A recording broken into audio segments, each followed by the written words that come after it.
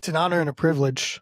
I mentioned this to Coach before this, but as someone with a fellow raspy voice, to bring on someone who is just a basketball legend from the college ranks, NBA ranks, and someone who is just an expert all around in analyzing players and from a coaching perspective. And as we've been talking about on the Roll Call podcast, we're trying to identify what makes a role player excel and how do we even identify these players. So first of all, Coach Greenberg, thank you so much for coming on.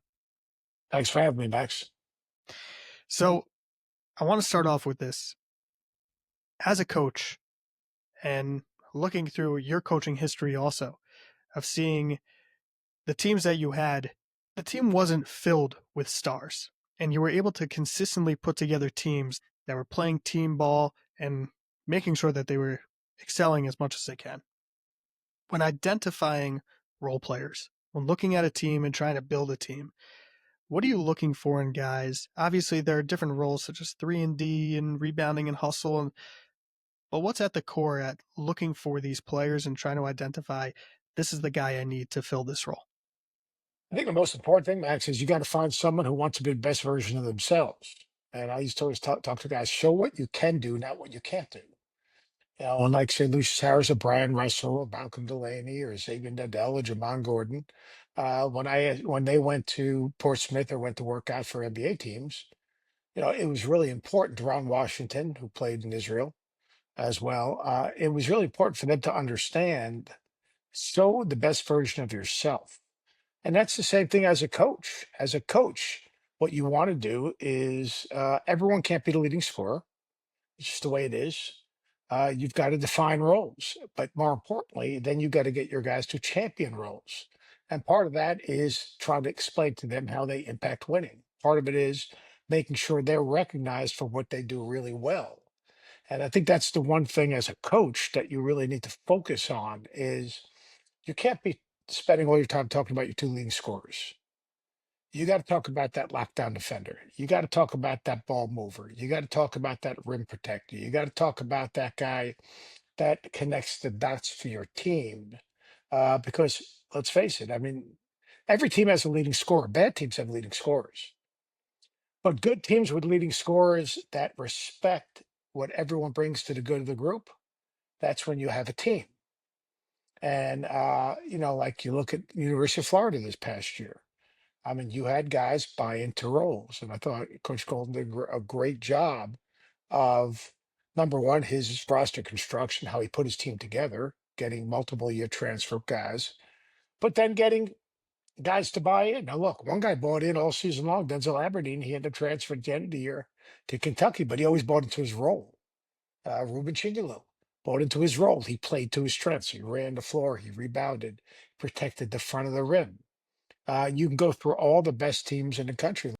Jay Wright, all the success that he had at Villanova. The best coaches find a way to connect with their players. The best coaches get guys to buy in and look in the mirror and see the best version of themselves. And then they basically get those players to understand how much they're appreciated. And you're not putting a guy in a small box, but what you're doing is you're putting a guy in a situation where he can flourish. Now, Jay Bills and I disagree on this because, like, he'll say, well, role player doesn't say that's all a guy can do. You're right, that's not all a guy can do, but that's what he can do when he's at his very best. And that's what he can do when your team is at your very best because he does something so well that no one else does. And then if you move it forward to the next level in an NBA, the NBA, each team has two, maybe three terrific players, special players, But then, you know what it is? Like I had Dorian Finney-Smith played for Virginia Tech. He's made $100 million being a role player. Ball finds him, he rebounds the ball. He can knock down a quarter three. He can defend multiple positions. He didn't worry about like what people said he couldn't do. He became great at those three things. Just signed for $56 million. There's so many examples of guys that had incredible, incredible careers by really embracing a role that impacts winning. We were talking off air, and you mentioned to me right before we started, you can't win a championship without role players. They're an absolute necessity to building a team. And you touched on this, but what's that conversation like with a player where it's identifying for them this is what you're going to be doing, and what happens, or what does it say to you if a player displays anger at first or doesn't really embrace the role and he's he's just not buying in? Is that immediately a red flag to you? Is that okay, great, well, you're still going to do it and we'll try to get you to buy in? Like, how does that conversation go? It's not a one conversation. It's a process. But if he doesn't buy in by the time you're playing games and that ball goes up and that light goes on, then you find someone else who can embrace that role. I mean, it's plain and simple. Because if he's going to fight you and try to, then it's a detriment to your team.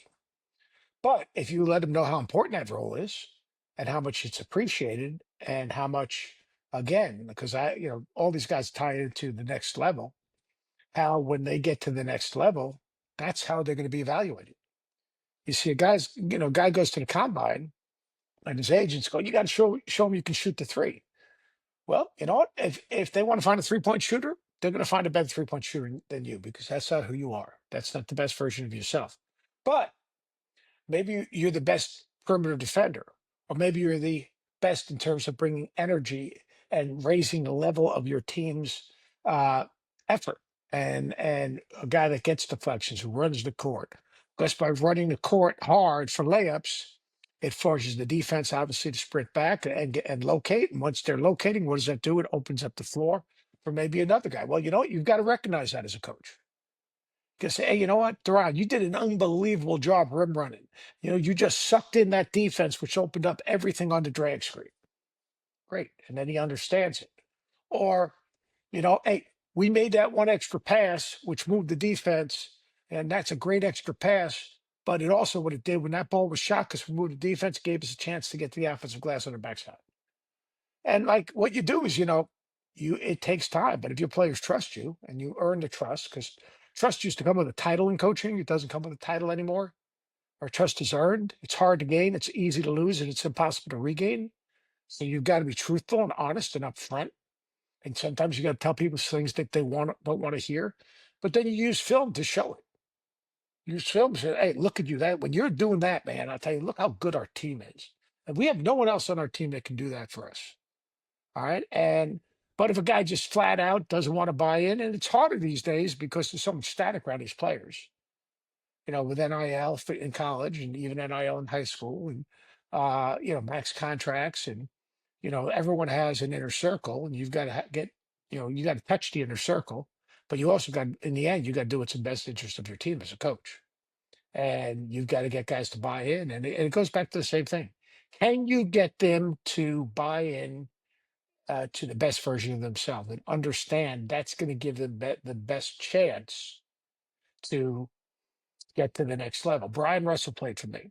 All right. Brian Russell, when he went to the Utah, second round draft choice, I told him, I said, first and foremost, connect, get at the hip to Carl Malone. He needs to be your mentor. And what you need to be is first one there and last one to leave. And what can you bring? What's that one trait you can bring?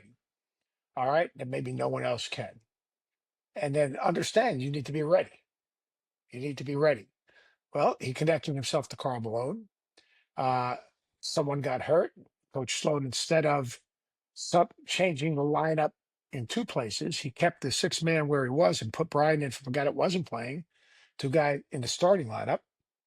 He embraced that role. What did he do? Make corner threes, play really hard, defend, play off of Malone and Stockton, run the court every time.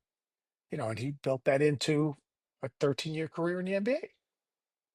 And that's, those stories as a coach, those stories. Look what John Shire did with Sion James this year. Sion James averaged 16, 17 points a game at Tulane.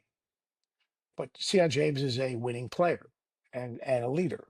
And just, he bought that. That was an easy buy-in. Probably a little harder for Tyrese Proctor to buy in, but Tyrese Proctor did buy in, and he ended up getting the second round draft choice and ended up a guaranteed contract. So, I mean, it might That take to a me little is bit the of time. biggest selling point. Yeah, it might take a The little the time. money. Well, John Calipari had a great line. He said, "We win, everyone eats." And that's really what it comes down to. So if we win, if we buy in, boom. I mean, think about those great Kentucky teams. Everyone gets drafted. Everyone stayed in the league. I mean, you know, Anthony Davis. He was what, the fourth leading scorer on that team that won the national championship. He's done pretty well for himself. Yeah, pretty decent. Pretty decent. It's looking around the league, you're seeing all these guys, and they're making tremendous money. I think Yeah. back to some guys who are coming in college, they're playing as a 3 and D, and then all of a sudden in the draft this is going to be a great 3 and D just from the start, and these guys are making an amazing career. I'm looking at Patrick Williams. Patrick Williams has $100 million contract coming in as a 3 and D guy, and so 3 and D gets a lot of hoopla. Mhm. But when looking at different roles on a team, what are some of the roles that you were specifically looking for that you know you need a guy to fill this role? And what are some of the roles that you think that every team just needs to make sure, you got your stars, obviously, and then you need to make sure you have 2 to 3 of these type of guys on your roster? Second unit ball play starter. Got to have him. Got to have a guy like Tyler Kolek. I think could eventually develop like that for the Knicks. Second unit play starter and make enough shots to keep people honest. But a guy that can advance past the ball, get you an offense. Uh, a lockdown defender off the bench, Alex Caruso. I mean, like, boom, Max has got to come. We're taking him out. All right, Alex, like, we're red denying him. We don't get any catches. All right, we know you're going to come up with every loose ball. You can strike the ball out of the post. You got to have a guy like that. Yeah, I mean, and then you've got a secondary post defender, whether, like if you play in drop coverage, then maybe a guy you can blitz with or is a good rim protector. But when you go to your bench, Coach Holland, who was my mentor uh, at Virginia, he gave me a great bit of advice. He said, you got one of two things when you go to your bench. You either A, have someone that's just going to change the tempo of the game, or B, a guy that's not going to make mistakes. One or two of the other, one or the other. And so, like, when you go into your second unit, you've got to have either a mistake free guy or a guy that can really, really change the tempo of the game. Think of Deuce McBride type. Think of Caruso type. Think of Mathurin type. So, I mean, I think those things are really, really important. And you can I'm looking at Kobe Bryant. Does Kobe Bryant have a chance to make the Suns? Because what he can do one thing, he can spot up and open up the court and create space. Is that the way? Like, when you tell me you were going to be talking to me about this, like, why does Max Sugar get a two-way contract? He gets a two-way contract because he does one thing really, really well. You know, KJ Simpson, all right, for Charlotte, who played really, really well in the summer league. Get an offense. I mean, I just went through some of these things. I mean, if you look at guys that are going to legitimately have a chance, you know, to like Pella Larson for the Heat. All right, he's going to carve out a second unit opportunity. Or a guy like Gigi Jackson for Memphis. Now he's kind of in between because since Bain's been gone, what role? But I'll tell you, who is it? Cam Spencer just signed a 4-year contract. All right, makes it up a shot, the ball moves, and he's always in the right place. You know, can Cole Swider be the next Duncan Robinson? I don't know. I mean, he's been in the league a while. I mean, but those are like, you need a guy coming up the bench who can make shots. You need a lockdown defender without a doubt on the perimeter. You got to have a second unit ball mover. Like those guys, if they're good and they embrace it and they can give you 18 to 20 minutes a game, make more money in their careers than Michael Jordan. Think about that. I mean, like that's crazy. Look at Jeremy Wells for Memphis.